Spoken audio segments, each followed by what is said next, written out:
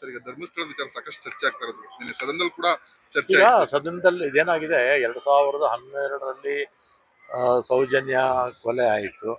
ಅದಾದ್ಮೇಲೆ ಅದನ್ನು CBIಗೂ ಕೂಡ ಕೊಟ್ಟಿದ್ರು. CBIಯಲ್ಲೂ ಕೂಡ ಯಾರು ಅಪರಾಧಿಗಳು ಸಿಗಲಿಲ್ಲ ಅಂತ CBI ಕೂಡ ಕೇಸ್ನ ಮುಕ್ತಾಯ ಮಾಡ್ತು. ಆದರೂ ಕೂಡ ಕೆಲವು ಜನ ಅದರಲ್ಲೇ ಎಲ್ಲ ನಮ್ಮ ಹಿಂದೂಗಳೇ ಅವರ ವಿರುದ್ಧ ಮಾತಾಡ್ತಾನೆ ಇದ್ರು. ಸುಮಾರು ಒಂದು ದಶಕದಿಂದ ಮಾತಾಡ್ತಾನೆ ಇದ್ರು.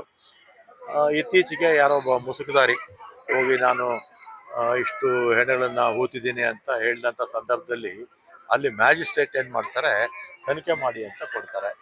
ಆಮೇಲೆ ಒಂದು ಕ್ಲಾರಿಟಿ ಬರಲಿ ಅಂತೇಳಿ ನಮ್ಮ ಸರ್ಕಾರ ಒಂದು SIT ಮಾಡಿದೆ. ಅಲ್ಲಿ ಏನೂ ಸಿಕ್ಕಿಲ್ಲ. ಆಮೇಲೆ ನಿನ್ನೆ BJP ಅವರು ಅಲ್ಲಿ ಸದನದಲ್ಲೂ ಕೂಡ ಮಾಡಿದ್ರು.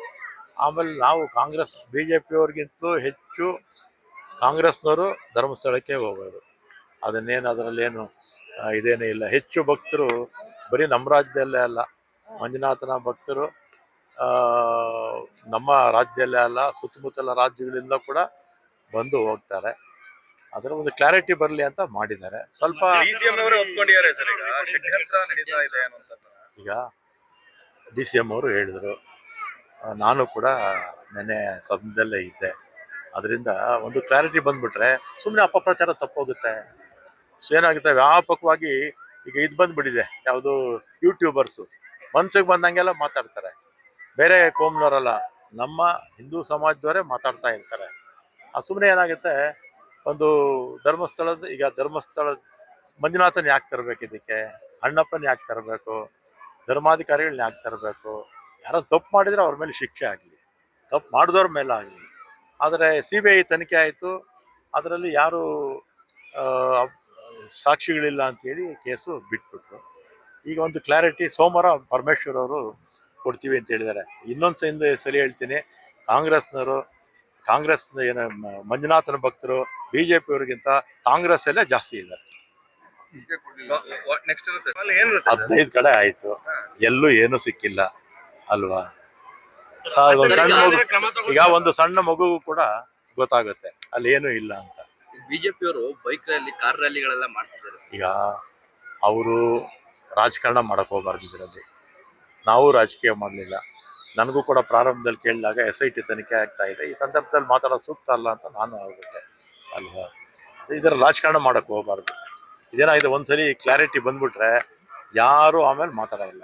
ನಾವು ಕೂಡ ಏನು ಅಲ್ಲಿ ನಮ್ಮ ಕರ್ನಾಟಕ ರಾಜ್ಯದಲ್ಲಿ ಇರ್ತಕ್ಕಂಥ ಬಹುತೇಕ ಜನ ಮಂಜುನಾಥನ ಭಕ್ತರೆ. ಈ ಮಂಜುನಾಥ ಅಂದ್ರೆ ಯಾರು? ಈಶ್ವರ ಅಲ್ವಾ? ನಮ್ಮನೆ ದೇವರದು ವೀರಭದ್ರ ಅಲ್ವಾ? ಹೆಸರುಗಳು ಬೇಕಾದಷ್ಟಿದೆ ಈಶ್ವರನಿಗೆ ಅಲ್ವಾ? ಅದರಿಂದ ರಾಜಕಾರಣ ಮಾಡೋದು ಬೇಡ. ಬೇಗ SIT ಮಾಡಿದೆ, ಒಂದು ಕ್ಲಾರಿಟಿ ಬಂದ್ಬಿಟ್ರೆ ಆಮೇಲೆ ಯಾರು ಕೂಡ ಮಾತಾಡೋದಿಲ್ಲ. ಆಮೇಲೆ ಏನಾಗುತ್ತೆ, ಯೂಟ್ಯೂಬರ್ಗಳು ಏನೇನೋ ಹೇಳ್ತಾನೆ ಇರ್ತಾರೆ. ಅದೊಂದು ಸ್ಟೇ ಇತ್ತು, ಆ ಸ್ಟೇ ಹೈಕೋರ್ಟ್ ಮನೆ ವೆಕೆಟ್ ಮಾಡ್ಬಿಟ್ಟು ಒಂದು 8 ದಿವಸ ಆಯ್ತಲ್ಲ. ಒಂದು ವಾರಕ್ಕೆ ಮುಂಚೆ ಯೂಟ್ಯೂಬರ್ಗಳ ಮೇಲೆ, ಮಾಧ್ಯಮದ ಮೇಲೆ, ಪ್ರಿಂಟ್ ಮೀಡಿಯಾ, ಎಲೆಕ್ಟ್ರಾನಿಕ್ ಮೀಡಿಯಾ ಮೇಲೆ ಸ್ಟೇ ಇತ್ತಲ್ಲ, ಅದು ವೆಕೆಟ್ ಮಾಡ್ಬಿಟ್ಟು. ವೆಕೆಟ್ ಮಾಡಿದ ಏನಾಗುತ್ತೆ, ಎಲ್ಲರೂ ಹಾಕ್ತಾ ಇರ್ತಾರೆ. ಏನು ಸಿಕ್ಕಿಲ್ಲ ಅಂದ್ರೆ ಅವನ ಮೇಲೆ ಕ್ರಮ ತಗೋಬೇಕು. ಏನು ಸಿಕ್ಕಿಲ್ಲ ಅಂತ ಹೇಳಿದ್ರೆ, ಸುಳ್ಳು ಹೇಳಿದ್ದೇನೆ ಅಂತೇಳಿ ಅವನ ಮೇಲೆ ಕ್ರಮ ತಗೋಬೇಕಾಗುತ್ತೆ. ರಾಜಣ್ಣ ಅವ್ರನ್ನ ಪುನಃ ಸಂಪುಟ ಸೇರಿಸಬೇಕು ಅಂತ ಹೋರಾಟಗಳು ಜಾಸ್ತಿ ಆಗ್ತಾ ಇದೆ. ಆ ಸಮುದಾಯ ಕೂಡ ಈಗ ಸಭೆಗಳು ಕೂಡ ಮಾಡ್ತಾ ಇದ್ದಾರೆ ಸರ್. ಸಹಜವಾಗಿ ಅವ್ರ ಬೆಂಬಲಿಗರು ಕೇಳ್ತಾರೆ, ಅದ್ರಲ್ಲಿ ತಪ್ಪೇನೂ ಇಲ್ಲ. ನೀವೇನು ಅನಲೈಸ್ ಮಾಡಿದ್ದೀರಾ ಮಾಧ್ಯಮದವ್ರು? ಕ್ರಾಂತಿನೂ ಇಲ್ಲ, ಭ್ರಾಂತಿನೂ ಇಲ್ಲ. ಅಲ್ಲಿ ಯಾವ ಕ್ರಾಂತಿನೂ ಆಗಲ್ಲ. 5 ವರ್ಷ ನಮ್ಮ ಸರ್ಕಾರ ಇರುತ್ತೆ, ಸಿದ್ದರಾಮಯ್ಯ ಅವರು ಮುಂದುವರಿತಾರೆ. ಏನಾದ್ರು ಬದಲಾವಣೆಗಳು ಆ ಥರ ಏನಿದ್ರು ನಮ್ಮಲ್ಲಿ ಹೈಕಮಾಂಡ್ ತೀರ್ಮಾನ ತಗೊಳ್ತಾರೆ ಅಷ್ಟೇ. ನಾನೇನು ಹೇಳ್ಬಿಟ್ರೆ ಆಗ್ಬಿಡುತ್ತಾ? ಅಥವಾ ಇಕ್ಬಾಲ್ ಹುಸೇನ್ ಅವರು ಯಾರು ಹೇಳಿದ್ರು ಕೂಡ ಏನು ಆಗಲ್ಲ. ಅದೆಲ್ಲ ಹೈಕಮಾಂಡ್ ತೀರ್ಮಾನ. ಬಿಡ್ತೀವಿ. ಈಗ ಇವರು ನನಗೆ ಪಟ್ಟಿಡಿದು ಬಿಟ್ಟಿದ್ದಾರೆ ನಮ್ಮ ರಾಮನಗರ ಶಾಸಕರು. ಅದಕ್ಕೆ ನಾನು ವೇದಿಕೆ ಮೇಲೆ ನಾನು ಹೇಳೋದಿಲ್ಲ, ಚೆನ್ನಾಗಿರಲ್ಲ ಅಂದೆ. ಇಲ್ಲ, ಹೇಳಲೇಬೇಕು ಅಂದ್ರೆ ಹೇಳ್ಬಿಟ್ಟೆ. ಟೌನ್ ವ್ಯಾಪ್ತಿಗೆ ಮಾಡ್ತೀವಿ. ಈಗ ಧರ್ಮಸ್ಥಳದ ವಿಚಾರ ಸಾಕಷ್ಟು ಚರ್ಚೆ ಆಗ್ತಾ ಇರೋದು. ನಿನ್ನೆ ಸದನದಲ್ಲಿ ಕೂಡ ಚರ್ಚೆ. ಈಗ ಸದನದಲ್ಲಿ ಇದೇನಾಗಿದೆ, 2012ರಲ್ಲಿ ಸೌಜನ್ಯ ಕೊಲೆ ಆಯಿತು. ಅದಾದ್ಮೇಲೆ ಅದನ್ನು CBIಗೂ ಕೂಡ ಕೊಟ್ಟಿದ್ರು. CBIಯಲ್ಲೂ ಕೂಡ ಯಾರು ಅಪರಾಧಿಗಳು ಸಿಗಲಿಲ್ಲ ಅಂತ CBI ಕೂಡ ಕೇಸ್ನ ಮುಕ್ತಾಯ ಮಾಡ್ತು.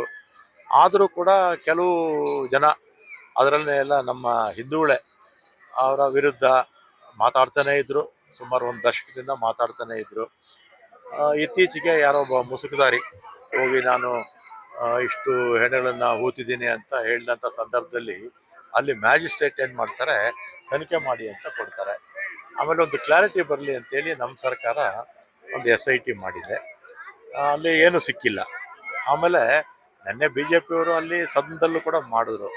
ಆಮೇಲೆ ನಾವು ಕಾಂಗ್ರೆಸ್ BJP ಅವ್ರಿಗಿಂತಲೂ ಹೆಚ್ಚು ಕಾಂಗ್ರೆಸ್ನವರು ಧರ್ಮಸ್ಥಳಕ್ಕೆ ಹೋಗೋದು. ಅದನ್ನೇನು ಅದರಲ್ಲೇನು ಇದೇನೇ ಇಲ್ಲ. ಹೆಚ್ಚು ಭಕ್ತರು ಬರೀ ನಮ್ಮ ರಾಜ್ಯದಲ್ಲೇ ಅಲ್ಲ, ಮಂಜುನಾಥನ ಭಕ್ತರು ನಮ್ಮ ರಾಜ್ಯದಲ್ಲೇ ಅಲ್ಲ, ಸುತ್ತಮುತ್ತಲ ರಾಜ್ಯಗಳಿಂದ ಕೂಡ ಬಂದು ಹೋಗ್ತಾರೆ. ಅದರ ಒಂದು ಕ್ಲಾರಿಟಿ ಬರಲಿ ಅಂತ ಮಾಡಿದ್ದಾರೆ. ಸ್ವಲ್ಪ ಈಗ DCM ಅವರು ಹೇಳಿದರು, ನಾನು ಕೂಡ ನೆನ್ನೆ ಸದನದಲ್ಲೇ ಇದ್ದೆ. ಅದರಿಂದ ಒಂದು ಕ್ಲಾರಿಟಿ ಬಂದ್ಬಿಟ್ರೆ ಸುಮ್ಮನೆ ಅಪಪ್ರಚಾರ ತಪ್ಪೋಗುತ್ತೆ. ಏನಾಗುತ್ತೆ, ವ್ಯಾಪಕವಾಗಿ ಈಗ ಇದು ಬಂದ್ಬಿಟ್ಟಿದೆ, ಯಾವುದು ಯೂಟ್ಯೂಬರ್ಸು ಮನ್ಸಿಗೆ ಬಂದಂಗೆಲ್ಲ ಮಾತಾಡ್ತಾರೆ. ಬೇರೆ ಕೋಮ್ನವರಲ್ಲ, ನಮ್ಮ ಹಿಂದೂ ಸಮಾಜದವರೇ ಮಾತಾಡ್ತಾ ಇರ್ತಾರೆ. ಸುಮ್ಮನೆ ಏನಾಗುತ್ತೆ, ಒಂದು ಧರ್ಮಸ್ಥಳ ಮಂಜುನಾಥನ್ ಯಾಕೆ ತರಬೇಕು, ಇದಕ್ಕೆ ಅಣ್ಣಪ್ಪನ ಯಾಕೆ ತರಬೇಕು, ಧರ್ಮಾಧಿಕಾರಿಗಳನ್ನ ಯಾಕೆ ತರಬೇಕು? ಯಾರೋ ತಪ್ಪು ಮಾಡಿದರೆ ಅವ್ರ ಮೇಲೆ ಶಿಕ್ಷೆ ಆಗಲಿ, ತಪ್ಪು ಮಾಡಿದವ್ರ ಮೇಲೆ ಆಗಲಿ. ಆದರೆ CBI ತನಿಖೆ ಆಯಿತು, ಅದರಲ್ಲಿ ಯಾರು ಸಾಕ್ಷಿಗಳಿಲ್ಲ ಅಂತೇಳಿ ಕೇಸು ಬಿಟ್ಬಿಟ್ರು. ಈಗ ಒಂದು ಕ್ಲಾರಿಟಿ ಸೋಮವಾರ ಪರಮೇಶ್ವರ್ ಅವರು ಕೊಡ್ತೀವಿ ಅಂತ ಹೇಳಿದ್ದಾರೆ. ಇನ್ನೊಂದು ಸರಿ ಹೇಳ್ತೀನಿ, ಕಾಂಗ್ರೆಸ್ನ ಏನು ಮಂಜುನಾಥನ ಭಕ್ತರು BJP ಅವ್ರಿಗಿಂತ ಕಾಂಗ್ರೆಸ್ಸಲ್ಲೇ ಜಾಸ್ತಿ ಇದ್ದಾರೆ.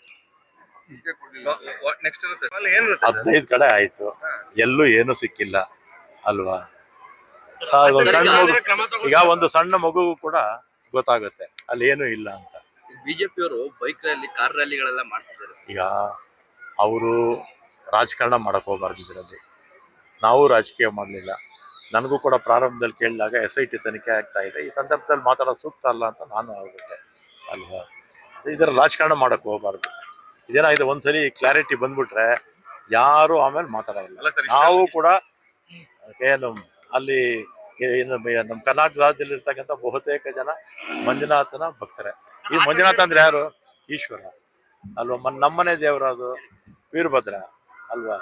ಹೆಸರುಗಳು ಬೇಕಾಷ್ಟಿದೆ ಈಶ್ವರನಿಗೆ ಅಲ್ವಾ? ಅದರಿಂದ ರಾಜಕಾರಣ ಮಾಡೋದು ಬೇಡ.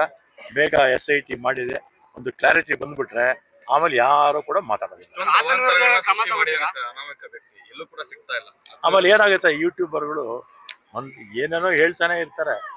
ಅದೊಂದು ಸ್ಟೇ ಇತ್ತು, ಆ ಸ್ಟೇ ಹೈಕೋರ್ಟ್ ಮನೆ ವೆಕೆಟ್ ಮಾಡ್ಬಿಟ್ಟು ಒಂದು 8 ದಿವಸ ಆಯ್ತಲ್ಲ, ಒಂದು ವಾರಕ್ಕೆ ಮುಂಚೆ ಯೂಟ್ಯೂಬರ್ಗಳ ಮೇಲೆ, ಮಾಧ್ಯಮದ ಮೇಲೆ, ಪ್ರಿಂಟ್ ಮೀಡಿಯಾ, ಎಲೆಕ್ಟ್ರಾನಿಕ್ ಮೀಡಿಯಾ ಮೇಲೆ ಸ್ಟೇ ಇತ್ತಲ್ಲ, ಅದು ವೆಕೆಟ್ ಮಾಡ್ಬಿಟ್ರು. ವೆಕೆಟ್ ಮಾಡಿದ ಏನಾಗುತ್ತೆ, ಎಲ್ಲರೂ ಹಾಕ್ತಾ ಇದ್ದಾರೆ. ಏನು ಸಿಕ್ಕಿಲ್ಲ ಅಂದ್ರೆ ಅವನ ಮೇಲೆ ಕ್ರಮ ತಗೋಬೇಕು. ಏನು ಸಿಕ್ಕಿಲ್ಲ ಅಂತ ಹೇಳಿದ್ರೆ, ಸುಳ್ಳು ಹೇಳಿದ್ದೇನೆ ಅಂತೇಳಿ ಅವನ ಮೇಲೆ ಕ್ರಮ ತಗೋಬೇಕಾಗುತ್ತೆ. ರಾಜಣ್ಣ ಅವ್ರನ್ನ ಪುನಃ ಸಂಪುಟಕ್ಕೆ ಸೇರಿಸಬೇಕು ಅಂತ ಹೋರಾಟಗಳು ಜಾಸ್ತಿ ಆಗ್ತಾ ಇದೆ. ಆ ಸಮುದಾಯ ಕೂಡ ಈಗ ಸಭೆಗಳು ಕೂಡ ಮಾಡ್ತಾ ಇದ್ದಾರೆ ಸರ್. ಸಹಜವಾಗಿ ಅವ್ರ ಬೆಂಬಲಿಗರು ಕೇಳ್ತಾರೆ, ಅದ್ರಲ್ಲಿ ತಪ್ಪೇನೂ ಇಲ್ಲ. ನೀವೇನ ಅನಲೈಸ್ ಮಾಡಿದ್ದೀರಾ ಮಾಧ್ಯಮದವ್ರು? ಸೆಪ್ಟೆಂಬರ್ ಕ್ರಾಂತಿ ಅಂತಿದ್ರು ಸರ್. ಕ್ರಾಂತಿನೂ ಇಲ್ಲ, ಭ್ರಾಂತಿನೂ ಇಲ್ಲ. ಅಲ್ಲಿ ಯಾವ ಕ್ರಾಂತಿನೂ ಆಗಲ್ಲ. 5 ವರ್ಷ ನಮ್ಮ ಸರ್ಕಾರ ಇರುತ್ತೆ. ಸಿದ್ದರಾಮಯ್ಯ ಅವರು ಮುಂದುವರಿತಾರೆ. ಏನಾದರೂ ಬದಲಾವಣೆಗಳು ಆ ಥರ ಏನಿದ್ರು ನಮ್ಮಲ್ಲಿ ಹೈಕಮಾಂಡ್ ತೀರ್ಮಾನ ತಗೊಳ್ತಾರೆ ಅಷ್ಟೇ. ನಾನೇನು ಹೇಳ್ಬಿಟ್ರೆ ಆಗ್ಬಿಡುತ್ತಾ? ಅಥವಾ ಇಕ್ಬಾಲ್ ಹುಸೇನ್ ಅವರು ಯಾರು ಹೇಳಿದ್ರು ಕೂಡ ಏನು ಆಗಲ್ಲ. ಅದೆಲ್ಲ ಹೈಕಮಾಂಡ್ ತೀರ್ಮಾನ. ಬಿಡ್ತೀವಿ. ಈಗ ಇವರು ನನಗೆ ಪಟ್ಟಿಡಿದು ಬಿಟ್ಟಿದ್ದಾರೆ ನಮ್ಮ ರಾಮನಗರ ಶಾಸಕರು. ಅದಕ್ಕೆ ನಾನು ವೇದಿಕೆ ಮೇಲೆ ನಾನು ಹೇಳೋದಿಲ್ಲ, ಚೆನ್ನಾಗಿರಲ್ಲ ಅಂದೆ. ಇಲ್ಲ, ಹೇಳಲೇಬೇಕು ಅಂದ್ರೆ ಹೇಳ್ಬಿಟ್ಟೆ. ಟೌನ್ ವ್ಯಾಪ್ತಿಗೆ ಮಾಡ್ತೀವಿ.